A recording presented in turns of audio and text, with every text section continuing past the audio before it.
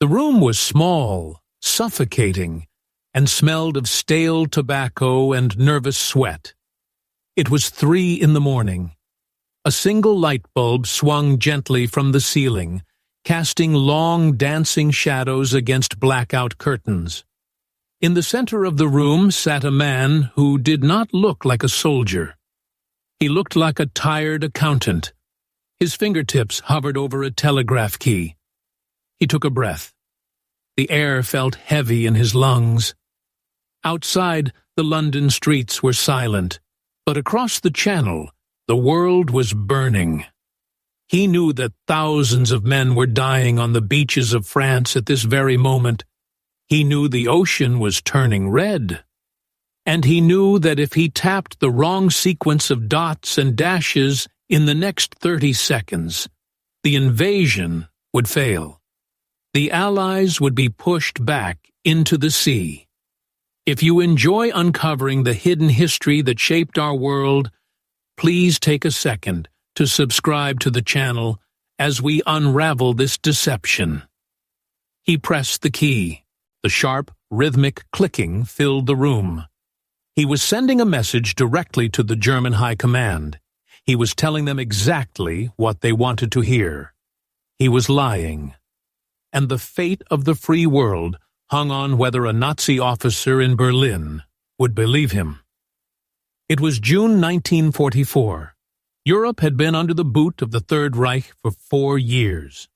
The Atlantic Wall stretched from Norway to Spain, a fortress of concrete and steel designed to stop any invasion cold. Hitler knew the Allies were coming. He knew they had to strike. The only question was where. The logical choice was the Pas-de-Calais. It was the shortest distance across the English Channel.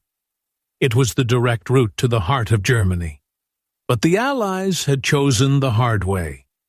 They had chosen Normandy. To make it work, they needed a miracle. They couldn't just hide an invasion force of 2 million men. They had to hide the truth in plain sight. They had to invent a phantom army.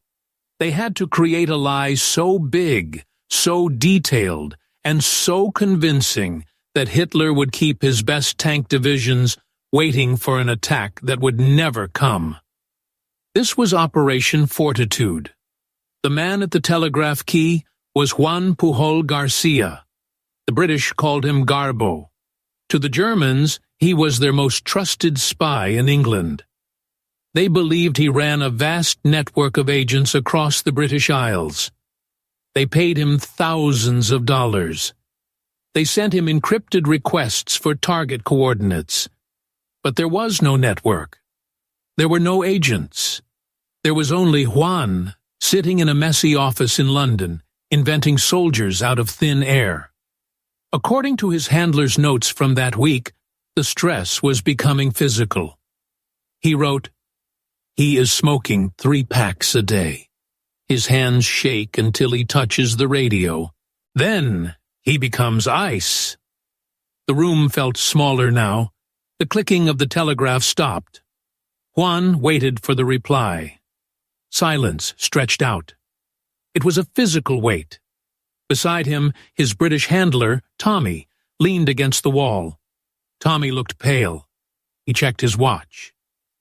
"Did they buy it?" Tommy whispered. Juan didn't look up. He kept his eyes on the receiver. "He has to," Juan said softly. "Or we are all dead." Suddenly, the radio chirped back. A rapid sequence of dots. Juan listened. His eyes narrowed. He typed a quick acknowledgement. He slumped back in his chair, exhaling a cloud of smoke toward the ceiling. The Germans had accepted the report. They believed that the landing in Normandy was a diversion. They believed the real attack was still coming at Pas-de-Calais. But the deception wasn't just happening in a dark room in London.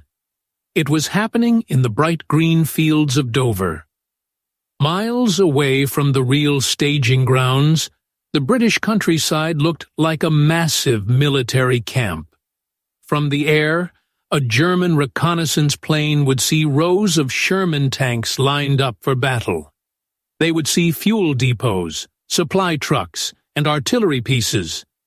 They would see the tracks of heavy armor churning up the mud. But down on the ground, the reality was absurd. A stiff breeze blew across the field. One of the massive 30-ton tanks shuddered. It wobbled. Then it flipped over. A soldier walked up to the overturned war machine. He didn't use a crane to right it. He didn't call for a mechanic. He simply grabbed the underside of the tank with one hand and flipped it back onto its tracks. It was a balloon. A giant rubber balloon painted to look like steel.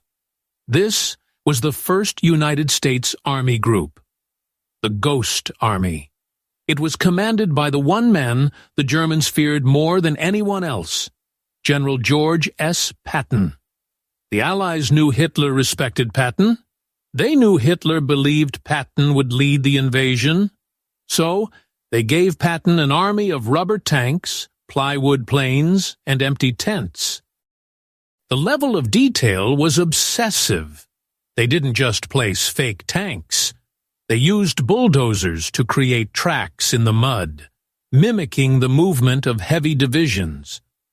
They created fake radio traffic, filling the airwaves with orders for non-existent regiments. They organized fake weddings for soldiers who didn't exist, putting announcements in local newspapers that they knew German spies would read. One diary entry from a set designer working on the project captured the surreal nature of the work. He wrote, "Today I built a mess hall for 1,000 men. I painted soot on the chimney to make it look used. I am building a stage for an audience of 1 man in Berlin." The deception was working. But then a crisis hit. It was late at night. The radio intercept station picked up a message from a German observation post. A Luftwaffe pilot had flown too low. He had seen something. He had seen a gust of wind lift the turret of a tank. He was reporting that the armor at Dover looked fake. Panic surged through the Allied command. If that report reached Hitler, the game was up. The Panzer divisions sitting in Calais would rush to Normandy. The beachheads would be overrun. In London, Juan Pujol Garcia was woken up. His handler thrust a piece of paper into his hands. They needed to cover the mistake. They needed a reason why the tanks looked strange. Juan sat at the desk. He rubbed the sleep from his eyes. He had to improvise. He had to lie faster than the truth could travel. He began to type. He told the Germans that the troops in Dover were using special camouflage covers to hide their markings. He told them the equipment was dummy gear used for training exercises, while the real tanks were hidden in the barns and woods nearby, ready to strike. He waited. The German response came back. Understood. Good work. The report was dismissed. The pilot was ignored. The lie held. But the most dangerous moment was yet to come. It was D-Day +3. June 9th. The Allies were ashore in Normandy, but they were struggling. They were pinned down in the hedgerows. The fighting was brutal. The beaches were a chaotic mess of burning jeeps and bloodied sand. Hitler was beginning to waver.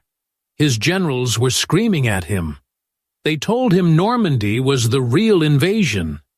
They begged him to release the reserve panzer divisions stationed at Calais. These were the elite, the tank killers. If they moved to Normandy now, they could split the Allied forces and drive them into the sea.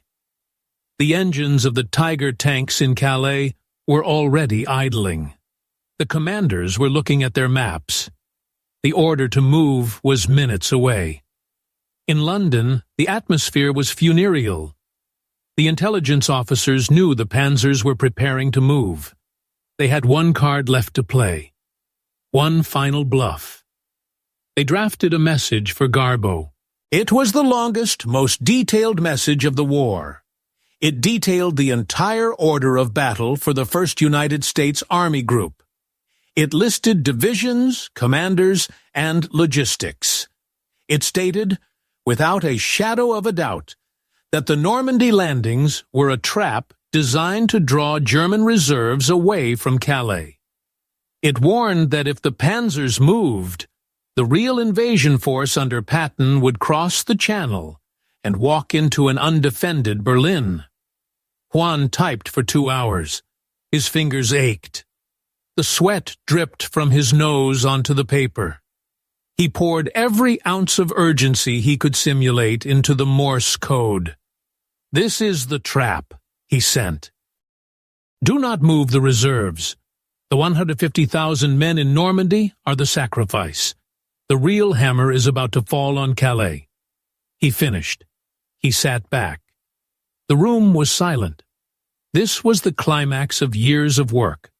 The double-agent system, the rubber tanks, the fake radio chatter. It all came down to this single moment of psychological warfare. A German general read the decrypted message in Berlin. He looked at the map. He looked at the frantic reports from Normandy describing thousands of Allied ships. Then he looked at the report from their most trusted agent, Garbo. He picked up the phone. "Stop the movement," he ordered. "Why?" the field commander asked. "Because it is a trick," the general replied.